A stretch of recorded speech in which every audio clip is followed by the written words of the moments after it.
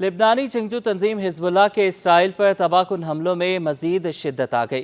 حزب اللہ کی جانب سے اسرائیلی دارالحکومت تل ابیب پر شدید بمباری کی گئی، جس کے بعد شہر میں ایمرجنسی نافذ کر دی گئی۔ حزب اللہ کی جانب سے جاری بیان میں کہا گیا کہ اسرائیلی دارالحکومت تل ابیب کے مضافات میں نیریت کے علاقے پر میزائلوں سے بمباری کی اور اسرائیلی کمیونٹی کو نشانہ بنایا گیا۔ اسرائیلی میڈیا کے مطابق حزب اللہ کے راکٹ اور ڈرون حملوں سے تل ابیب دھماکوں سے گونج اٹھا، جبکہ شہر بھر میں سائرن بجا دیے گئے اور اسرائیلی فورسز نے تل ابیب میں ایمرجنسی نافذ کر دی۔ حملوں سے خوفزدہ ہو کر تل ابیب میں بین گوریون ایئرپورٹ پر فلائٹ آپریشن روک دیا گیا، جبکہ لاکھوں لوگ پناہ گاہوں میں چھپ گئے۔ رپورٹس کے مطابق حزب اللہ نے تل ابیب کے بین الاقوامی ایئرپورٹ کو 5 ڈرون طیاروں سے نشانہ بنایا۔ حملے کے فوراً بعد رات کو نابلس میں داخل ہونے والی ایک بس کو مقبرے میں رات بھر پناہ لینی پڑی، جسے اسرائیلی فورسز نے صبح وہاں سے بحفاظت نکالا۔ حزب اللہ کے مطابق اس کے تباہ کن حملوں میں اسرائیل کو بھاری جانی اور مالی نقصان اٹھانا پڑا۔ ایک اور واقعے میں حزب اللہ کی جانب سے لبنان سے مارا گیا ایک بیلسٹک میزائل کامیابی کے ساتھ تل ابیب سے ٹکرایا۔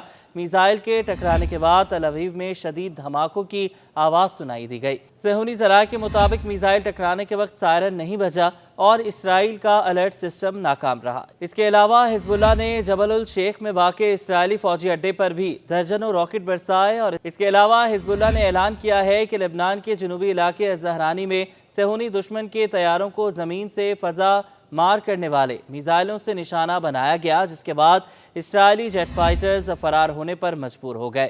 زریعت، شومیر اور خلا وردہ میں صہیونی بستیوں پر بھی مجاہدوں نے بھاری گولہ باری کر کے متعدد صہیونی فوجیوں کو نشانہ بنایا۔ حزب اللہ نے مقبوضہ سرزمینوں کے شمالی علاقے میں واقع یفتہ اور مقبوضہ جولان میں جنوبی کیلا اور یو آف فوجی اڈوں پر بھی راکٹ برسائے ہیں۔ اس کے علاوہ حزب اللہ نے مقبوضہ جولان پر بھی بھاری گولہ باری کی، جس کے بعد ڈرون حملوں کے خوف سے ہنگامی حالات کا اعلان کر دیا گیا۔ حزب اللہ لبنان نے روش مینا صہیونی کالونی اور سفت مقبوضہ شہر پر راکٹ حملوں کی ویڈیو بھی جاری کر دی۔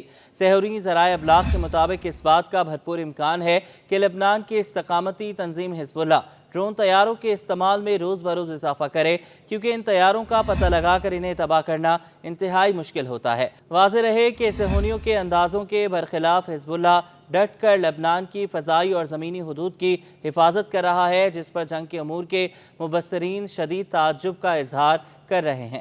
قابل ذکر بات یہ ہے کہ گزشتہ 2 ہفتوں سے صہیونی فوجیوں نے لبنان میں زمینی جارحیت کا سلسلہ شروع کر دیا ہے، جس میں انہیں ناکامی کا سامنا کرنا پڑ رہا ہے۔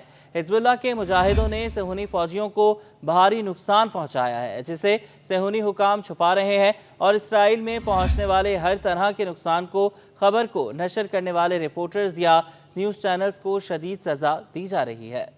دوسری جانب اسرائیلی فوج نے حزب اللہ کے قائم مقام سربراہ ہاشم صفی الدین کو بھی شہید کرنے کا دعویٰ کیا۔ اسرائیلی فوج کا کہنا ہے کہ ہاشم صفی الدین کو 3 ہفتے پہلے بیروت پر حملے میں نشانہ بنایا گیا تھا۔ غیر ملکی خبر ایجنسی کی رپورٹ کے مطابق ہاشم صفی الدین حزب اللہ کے سابق سربراہ حسن نصر اللہ کے کزن ہیں۔ یہ پہلا موقع ہے جب اسرائیل نے سابق سیکرٹری جنرل حسن نصر اللہ کے بعد حزب اللہ کے اعلیٰ ترین سیاسی عہدیدار کے قتل کی تصدیق کی ہے۔ تاہم حزب اللہ کی جانب سے ابھی تک اسرائیل کے اس دعوے پر کوئی تبصرہ نہیں کیا گیا۔ واضح رہے کہ غزہ پر 7 اکتوبر 2023 کے حملے کے بعد جہاں اسرائیلی فوج نے فلسطینیوں کی نسل کشی شروع کی ہے، وہیں لبنان پر بھی اس کے کچھ عرصے بعد حملے شروع کیے گئے، جن میں اب تک 2500 سے زائد لبنانی جاں بحق ہو چکے ہیں اور 12,000 کے قریب زخمی ہیں۔